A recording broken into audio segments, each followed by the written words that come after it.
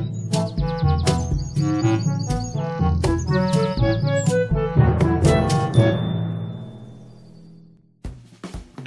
friends, today we'll quickly look into a beautiful, easy to grow flowering plant called Impatiens or Balsam plant or Gulmehndi plant. It is also known by various names like the Jewelweed, touch-me-not, snapweed, patience, busy lizzie and so on. It's called impatience because this plant does not have patience when it comes to reproduction, and its seed pods explode on touch and spill the seeds for propagation. Well, we'll quickly look into some important and interesting facts and care tips about this plant.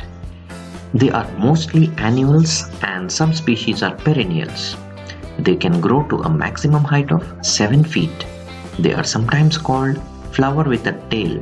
The flowers are really beautiful and have a special tail-like extension called as the spur or the horn. This is to attract and allow the pollinating insects to sit on it and help in pollination.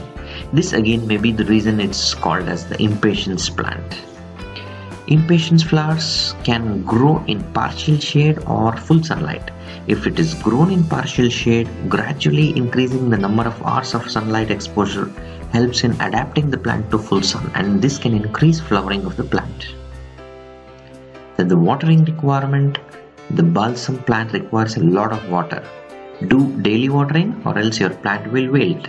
The more sun your impatiens flowers get, the more water it will need. Pay attention to the moisture of the plant's potting mix and make sure it is consistently kept moist. Never allow the impatiens plant to dry out. But it doesn't mean that you should allow the water to stand, and hence it needs a well-draining, compost-rich soil. Then coming to the fertilizer requirement, impatiens flowers do not really need a regular feeding. You can use a slow release fertilizer in the potting mix when you are repotting the plant. You can also give them a small dose of fertilizer like NPK once in about 3 months.